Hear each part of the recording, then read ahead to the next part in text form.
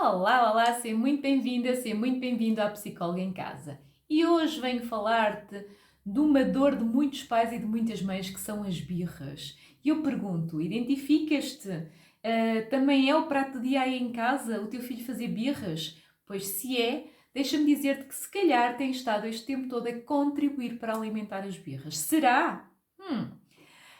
Então, deixa começar por te dizer que todo o comportamento é comunicação. O que é que eu quero dizer com isto?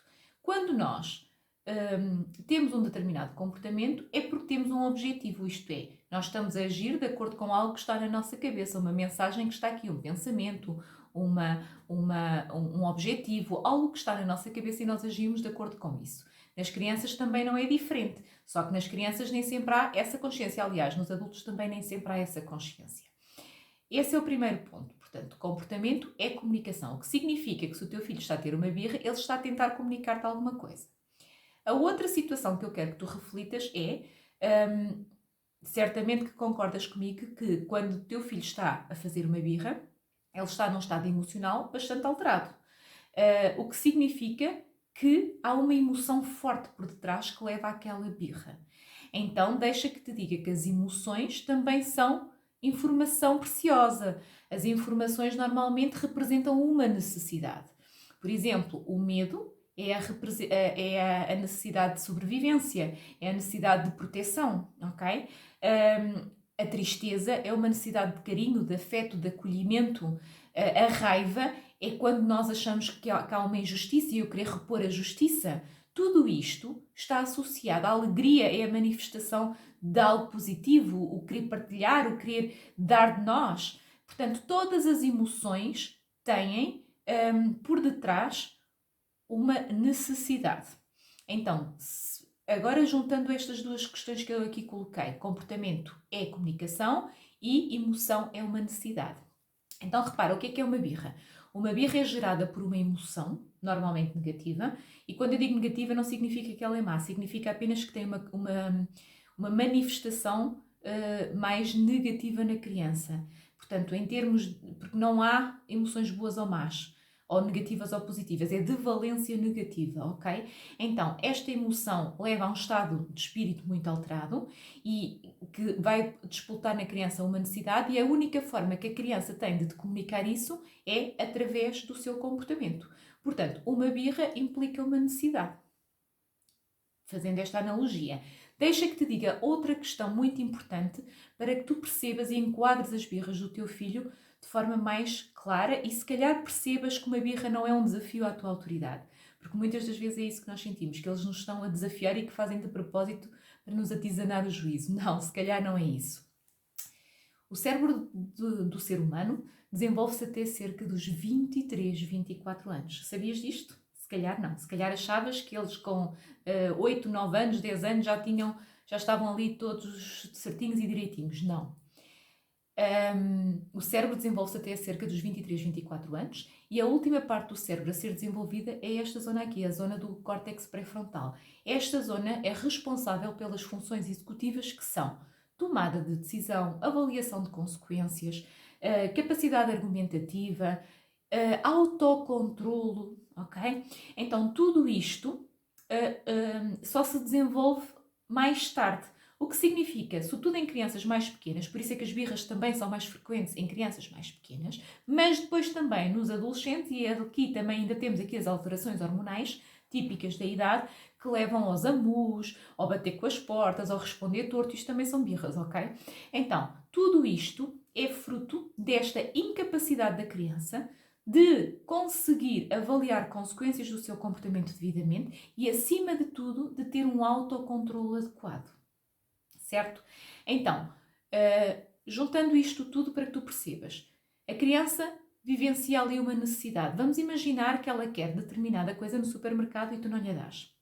Então, a necessidade do querer está aqui presente. E ela vai ouvir um não. Esse não vai provocar nela um sentimento de injustiça, de desagrado e vai despoltar ali o sentimento de raiva, de frustração, talvez, que vai ser manifestada através do choro, através do gritar, através do espernear, sei lá. Isto pode ser uma birra, isto é um exemplo de uma birra. Então, há aqui uma necessidade que não foi acolhida da nossa parte e que foi dito que não à criança e ela interpreta esse não à sua maneira, com os recursos que tem. E manifesta daquela forma. Portanto, certamente percebes, nesta situação, há aqui uma necessidade da criança.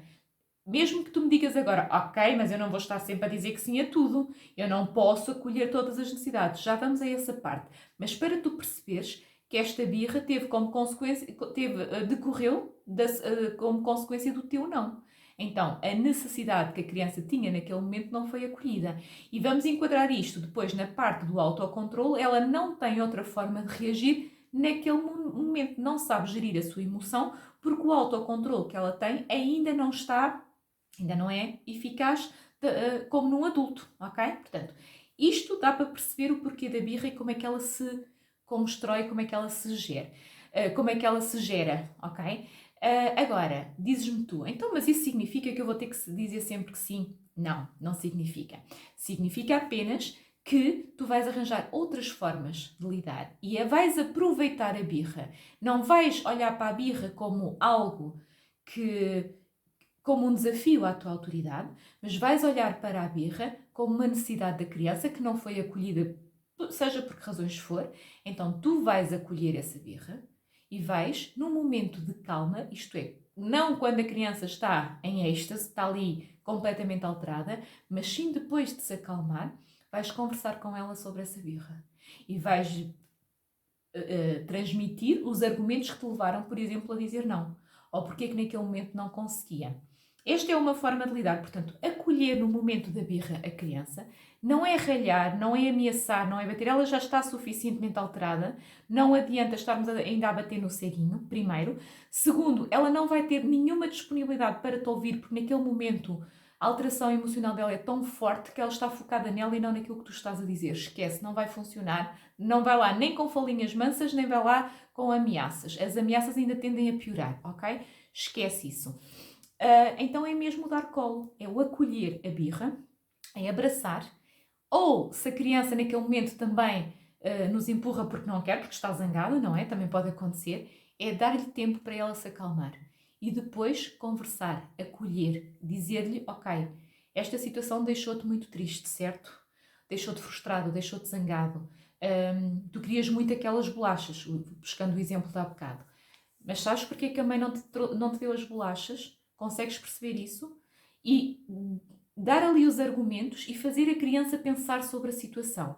Estamos a promover a capacidade de reflexão, estamos a mostrar à criança os argumentos que utilizamos no momento de calma para ela os assimilar e ao fazermos isto, ao fazermos este trabalho, estamos a prevenir no futuro outras birras daquele assunto relacionadas com aquela situação, ok?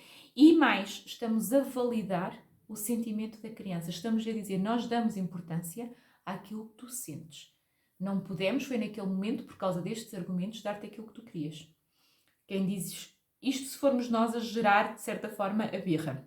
Porque se não formos, é perceber o que é que se passa, o que é que está ali por trás. Muitas vezes as birras têm uma necessidade fisiológica inclusiva por trás. Ou é o sono, ou é a fome, ou é algum cansaço que a criança tem, é algum desconforto. Quando eles estão mais doentes também estão mais irritados, mais aborrecidos e então não querem nada ou querem tudo.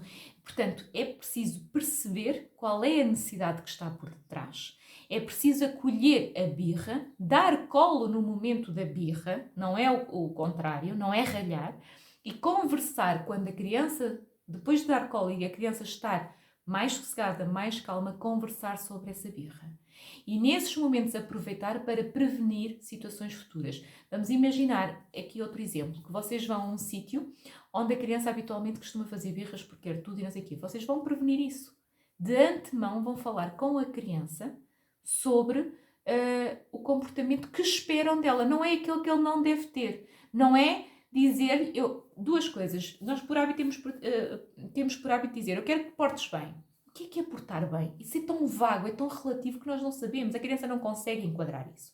Eu quero que tu converses calmamente com as pessoas, eu não quero que tu chores, ok? Nós aqui estamos a pôr o foco, isto também nós dizemos muitas vezes, eu não quero que tu chores, eu não quero que tu faças birra. Estamos a pôr o foco aonde? Na birra. Então, eu quero que tu, quando te disserem que não, aceites esse não, para que percebas mais tarde para podermos conversar sobre isso, ok? Podemos conversar e porque é isto que é esperado de ti. Portanto, dizer à criança exatamente qual é o comportamento que se espera dela. Não é o que não se espera. Foco no que se quer e não no que não se quer. E depois, portanto, isto é o prevenir. A ida ao supermercado, eu posso dar a oportunidade à criança e dizer-lhe isso de antemão. Olha, nós vamos ao supermercado, eu sei que tu gostas de trazer muita coisa de lá, mas eu hoje vou-te dar a oportunidade de tu escolheres ou os cereais ou as bolachas. O que é que tu queres escolher? Eu quero escolher as bolachas. Ótimo, então essa vai ser o teu trabalho. Quando chegarmos ao supermercado, a tua responsabilidade, as bolachas vão ficar da tua responsabilidade. Vejam que nós estamos a envolver a criança, estamos a criar entusiasmo, estamos até a alimentar ali a autoestima porque ela é crescida, ela é responsável por algo, ok? E estamos a prevenir, portanto, ela sabe que vai ser aquela a tarefa dela. Se ela depois também quiser escolher os cereais, vamos lembrá-la de que ela escolher as bolachas, ok? Então, isto é um exemplo de como lidar com as birras. Eu gostava que vocês comentassem este vídeo, que pusessem aí uma reação para eu perceber se estão a gostar destes stresses de pais e desta série de vídeos que eu vos vou trazer ao longo destes 30 dias. Obrigada por estarem desse lado e até amanhã!